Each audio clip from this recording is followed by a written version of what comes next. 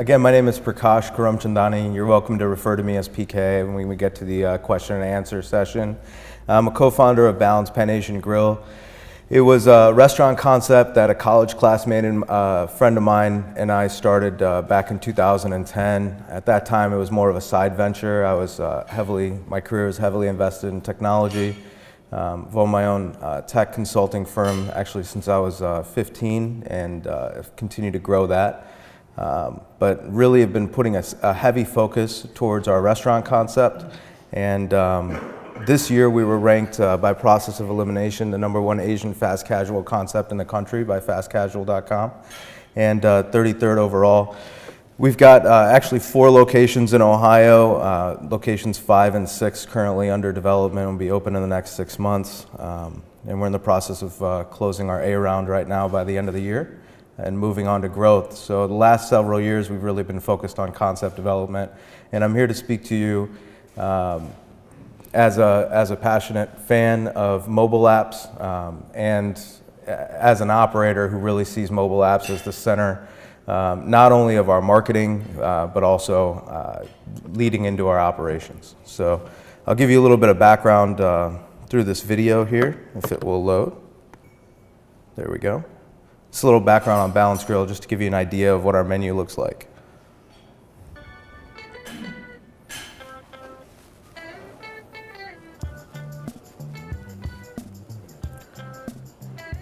So we're really fresh focused, fresh forward. This year, along with the 2 restaurants that are currently under development, we're also building on an 8,600 square foot aquaponics farming operation where we'll be growing a lot of our own vegetables. We also serve bubble tea if you guys are hip to bubble tea. It's big out here on the West Coast, but out in the Midwest we're kind of innovating with it. And we do Asian tacos, which are awesome. The center of our menu is the buildable menu, which is pretty popular nowadays, but the basics, the starch, protein, vegetable combination.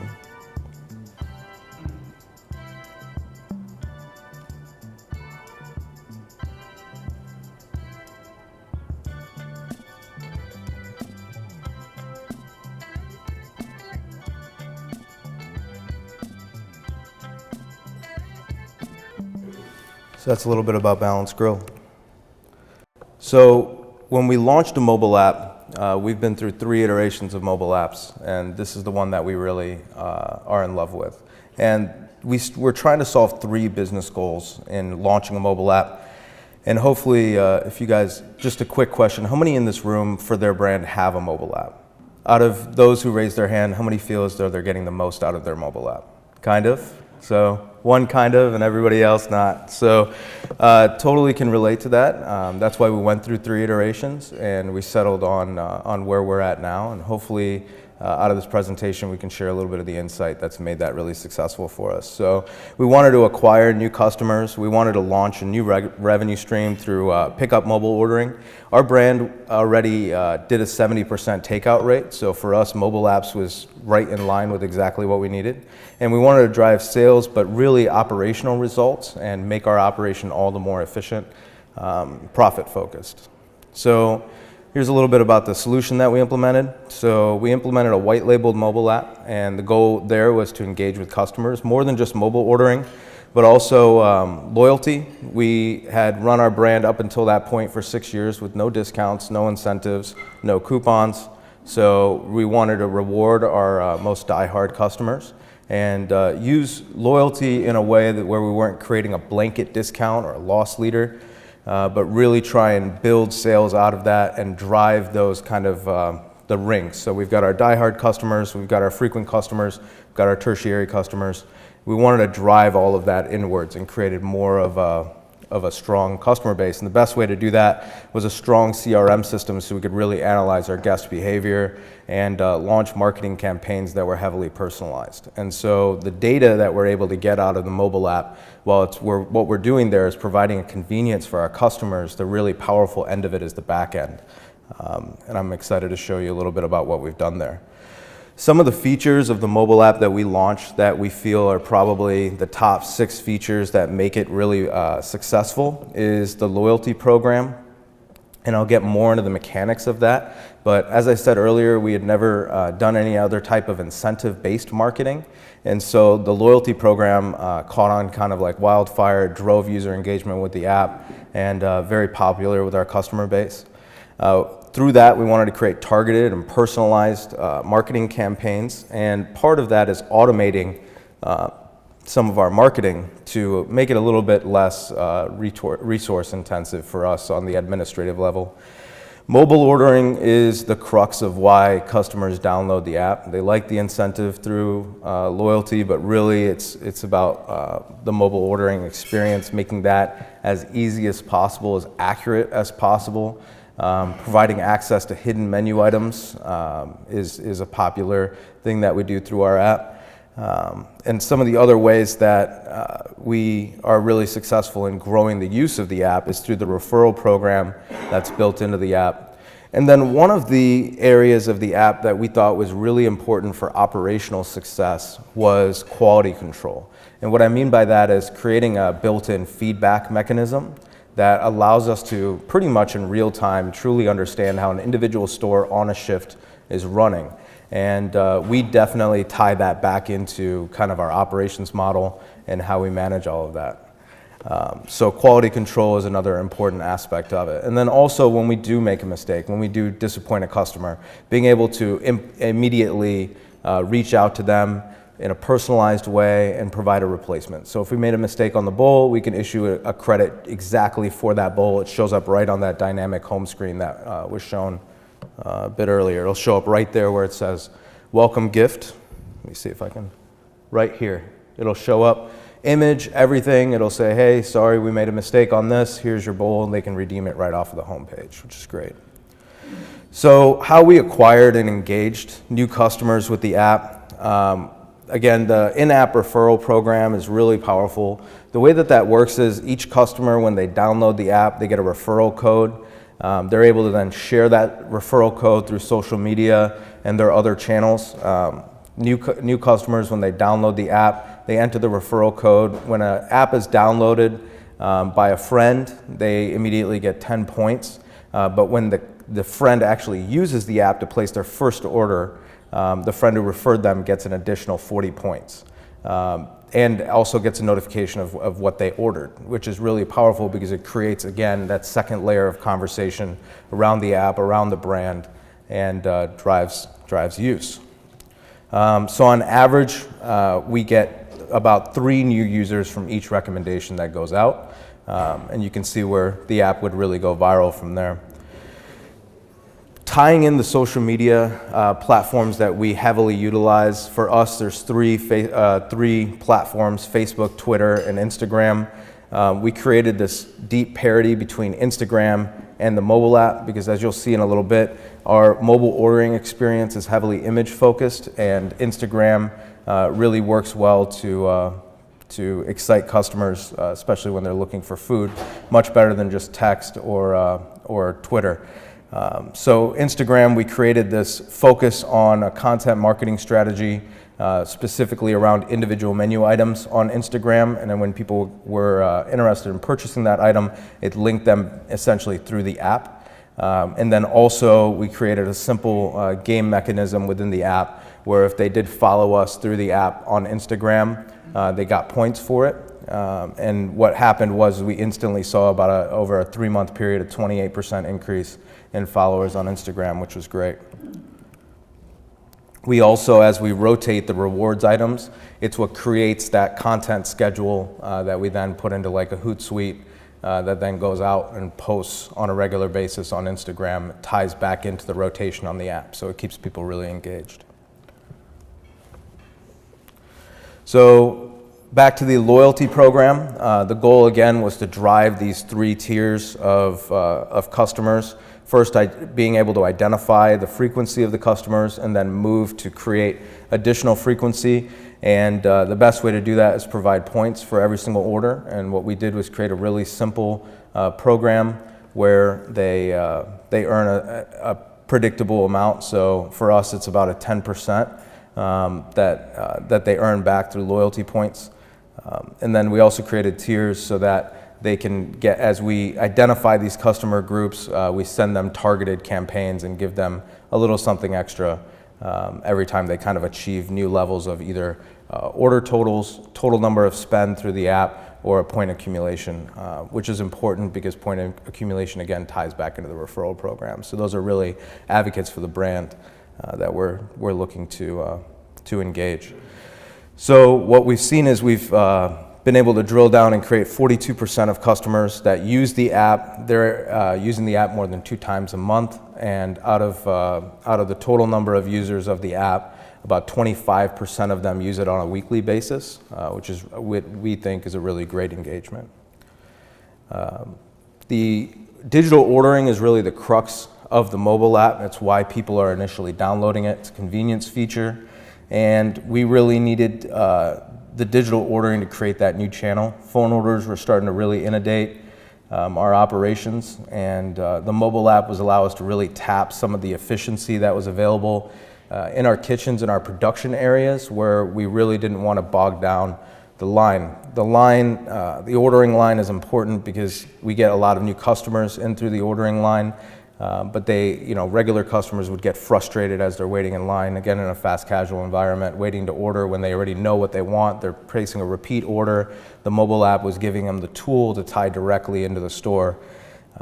And what we saw through a really engaging, visual-focused mobile ordering system that had every modifier available in it, we saw an average check increase of about 9% versus customers are ordering in stores. So we do put a big focus on upselling, but to be honest with you, the mobile app giving customers all of the features right there in their hands is much more powerful, at least from what we've found. So back to the CRM, because the app is a great thing. It's what you're going to put out. You're going to put a lot of focus on that when you're initially rolling out a mobile app. But the tool that you get out of it is really the CRM basic.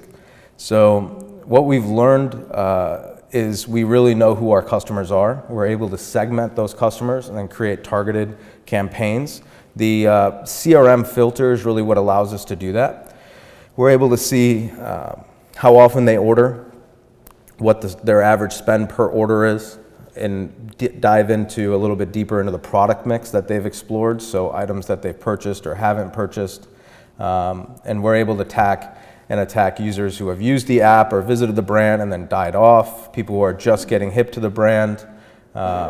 Again, less frequent, more frequent, and target campaigns around all of that.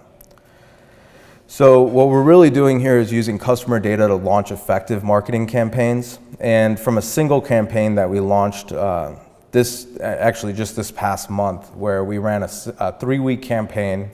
It was for customers who had used the app once and hadn't come back to use it again. And we created a targeted campaign. It had 3 push notifications that went out on a schedule. It was, again, customized. When the customer opened the app, it's right there on their home screen, so that's dynamic. Once they use it, it goes away from the home screen. It's only available on their home screen. And from that single campaign that took us about 15 to 20 minutes to set up, about 30 minutes to strategize, and another 10 minutes to shoot this content that you see here on the right, we saw about a $12,000 incremental revenue increase, and that was over a 3-week period. So it's pretty powerful.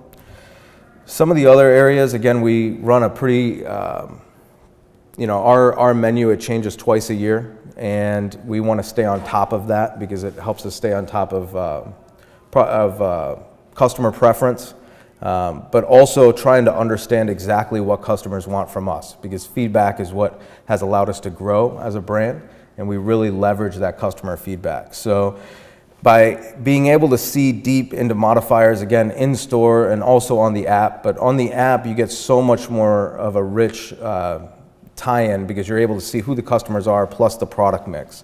And again, they're able to scan the app when they order in store as well. So it's not just orders that are placed through the mobile ordering, but we really encourage all customers to scan the app when they do place an order in store, or they come to pick up a phone order. From that, we're able to tie customer data into menu data, and what we get out of it is we're able to see what are frequently modified items and tie that back to a demographic group, and it allows us to continue to update our menu for demand and preferences. It also allows us to explore product mix, which is really interesting. So if we have a snack that's on our snacks menu. It's called creamy wontons. It's like a crab rangoon. It's a really popular item with 35 to 45-year-old females, which is one of our core demographic stacks. And what we wanted to do was explore and see if that could be applicable to more people. And so through the app, we're able to drill down through that filter section and find out customers who have ordered, say, more than 2 times, their spend's more than $30. So they are utilizing the app, they're coming in on a regular basis, but they've never tried the creamy wontons. We can send them that item for free. So it's like, like digital sampling, I suppose. Instead of walking through the store and saying, hey, have you tried this item? And then we're able to also monitor and see the reorder rate to see if that actually worked or not. So we're really working with customer feedback. I think this is one of the most powerful areas of our mobile app. On average, per shift, per store, we're seeing 8 detailed reviews and a lot of just star ratings. We tie that in and we publish that information. We use a communication platform at our restaurant concept, but all 120 employees are on a platform called Slack. If you guys are hip to Slack, it's another instant messaging platform. It's like HipChat or anything else like that. But we are on a regular basis, because it's so easy to pull these reviews. We can say if you had a 4-star shift, a 3-star shift, a 5-star shift, and employees really love that. When they get off of their shift, they open up Slack. It allows them to check the rest of the messages that we send out, but also they're opening it up because they want to see how they did on their individual shift. And this type of detailed customer feedback, I think, is super important. It's also, by effect, really driven up our star rating on sites like Google and Yelp and helped us to gain more reviews that are positive. And the reason why is what we're doing is we're really capturing customer feedback at the moment that they leave. So it's either when the order is closed out or when they leave the geofence that they're immediately requested for feedback. And the majority of customers do provide that feedback because it's quick, it's easy, they're receiving a push notification from it. If they leave a 4 or 5-star review, we reach out to them individually and request that they, maybe share that review on another platform that shows up when we do search engines. And if it's a negative feedback, most customers don't immediately want to jump on Yelp and leave you a 1-star review. They just want somebody to hear you out, and maybe they don't want to talk to a manager when they're in the store. This mobile app makes it a lot easier for them to be able to provide that feedback, intercept it before it ends up on the internet where it's there forever. So this is it's a great feature of our mobile app. It also allows us to fix those negative experiences like I mentioned earlier. So lastly, we use these marketing automation tools. So this is like birthday greetings. When customers sign up for the app, they're linking their Facebook account, so we're getting their birth dates, other important dates that are important to them, sign up date of first visit, all of the above. And what we're seeing is that we get above average push notification open rate when we're tying it to something that's personally valuable to them, for example, their birthday. And we're seeing a 35% campaign conversion, which is it's really great for if you compare it to other marketing campaigns. And that's a tool that we're able to set it up, program it in through the back end. We don't have to go in and revisit it on a regular basis. We can just, on a regular basis, just pull the reports that come off of that, pull the analytics. So some of the actual results that we've achieved through the store. So you can see here where light visitors are really being driven in. So we're taking them from 1 visit a month to 3+ visits a month, and the heavy users as well are really being engaged, and we're growing that base. And at the end, what we've seen is an 11% sales growth since the beginning of the year and launching this app. We've really seen a great growth in sales on a monthly basis. And generally, that's That's what makes us happy. It's what makes our partners happy. It's what makes our investors happy. That's the goal. Thanks so much for the opportunity.